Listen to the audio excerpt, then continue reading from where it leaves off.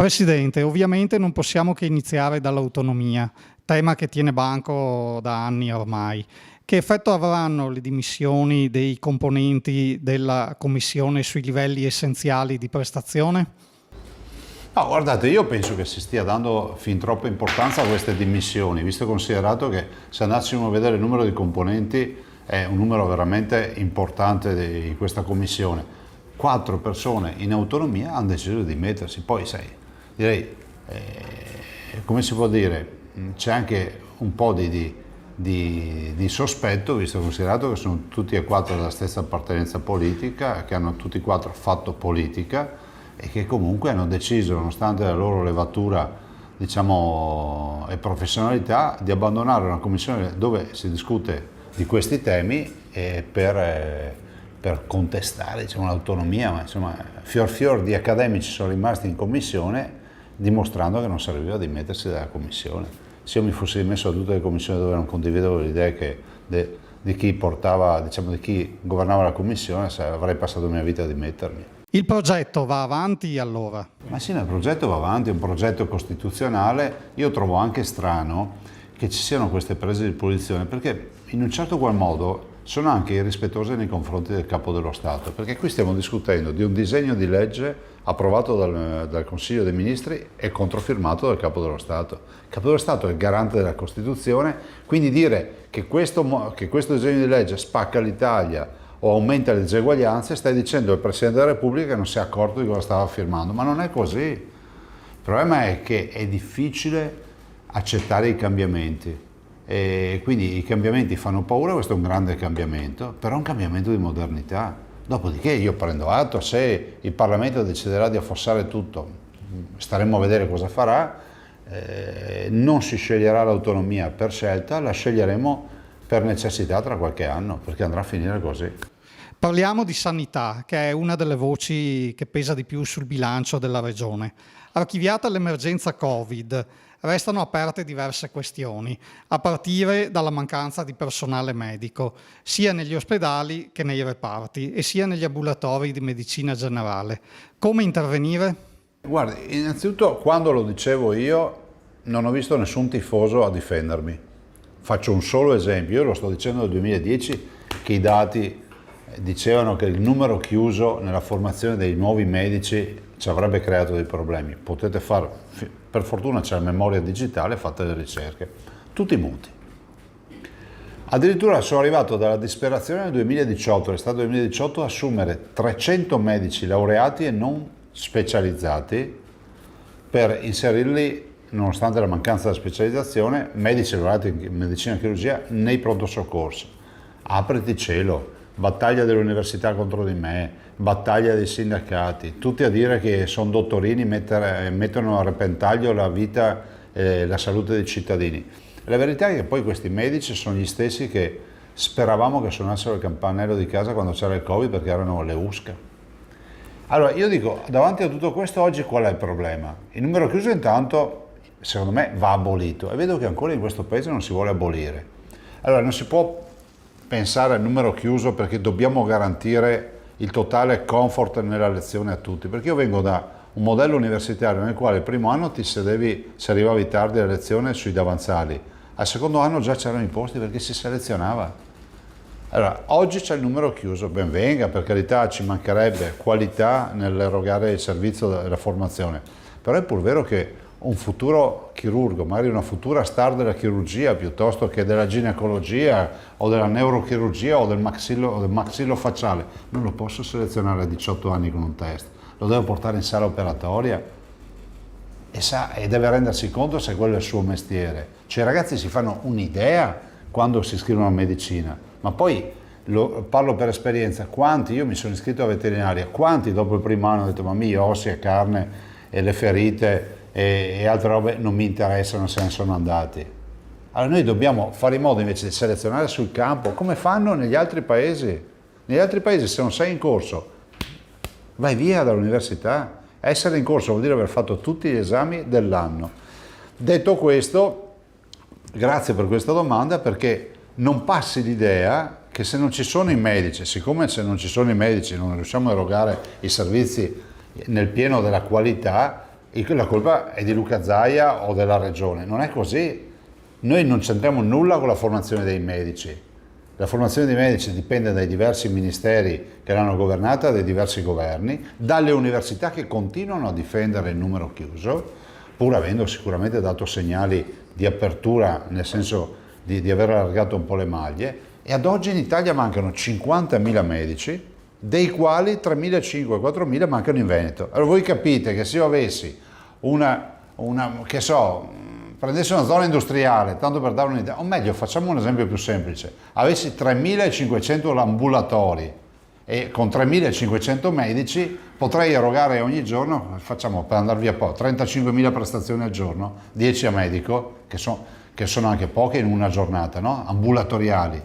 Quindi in 10 giorni ne avrei 350.000, mi fermerei 10 giorni perché noi abbiamo più o meno 200-300.000 prestazioni che mancano. Quindi questa è la soluzione. Il problema è che si fanno le nozze con il cibo che abbiamo a disposizione. Quindi noi abbiamo ben chiaro, attenzione che c'è un problema, c'è un altro dato da valutare. Si stanno incrementando le prestazioni, quindi a parità di popolazione abbiamo un incremento di quasi il 20% di prestazioni. C'è una componente che è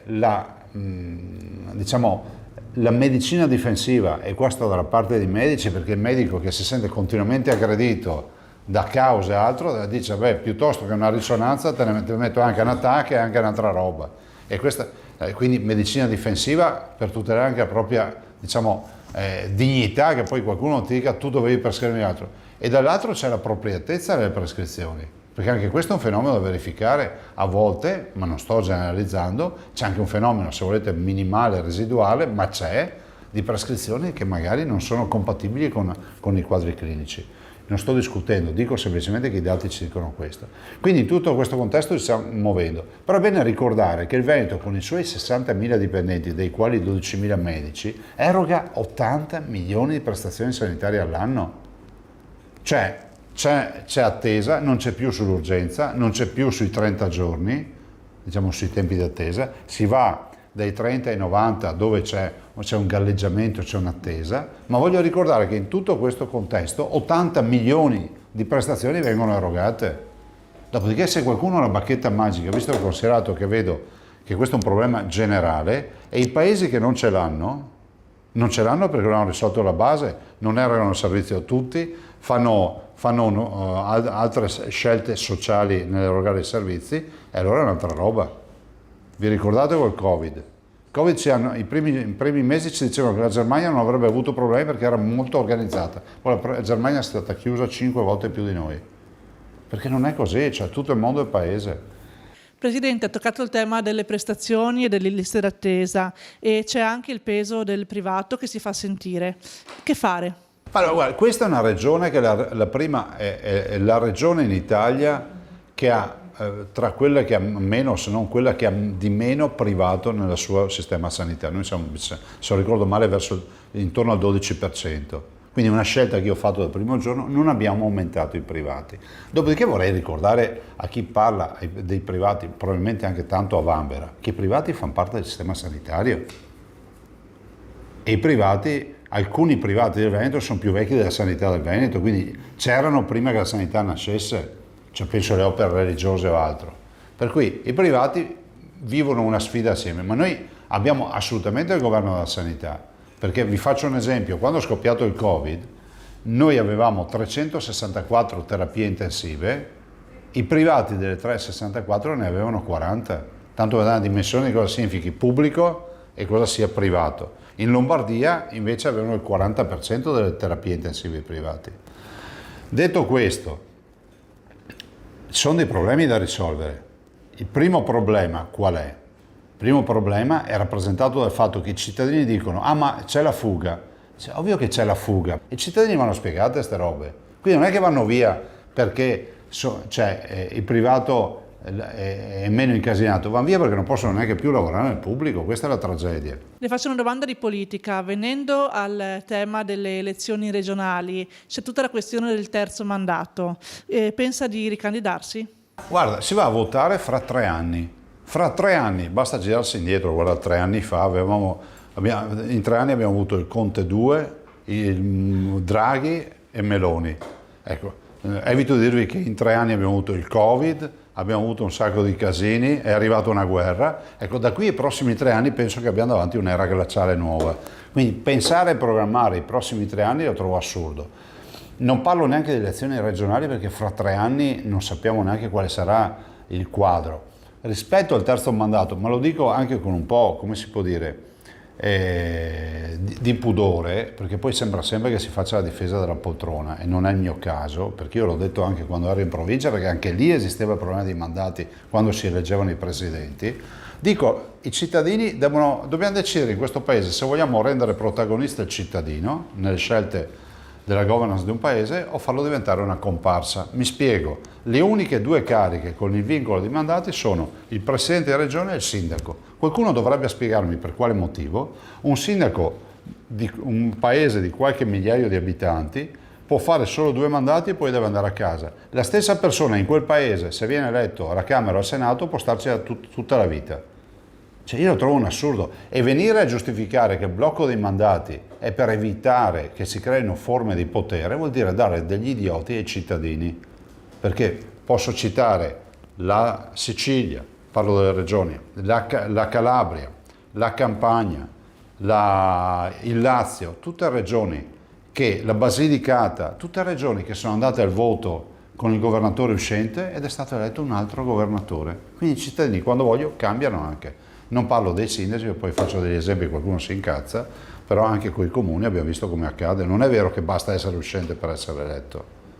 Tutto qua, dopodiché facciano quello che vogliono. Ma dire che si creano centri di potere è offensivo, perché io non ho creato nessun centro di potere. Cerco di amministrare con onestà e non è facile, in un mondo nel quale per essere onesti devi, a volte anche vivere in apnea, perché anche il respiro è elemento ormai di disonestà. E quindi dico, facciano quello che vogliono, ma andare a dire in giro che i cittadini scelgono i loro amministratori, decisamente no, se metti il blocco di mandati.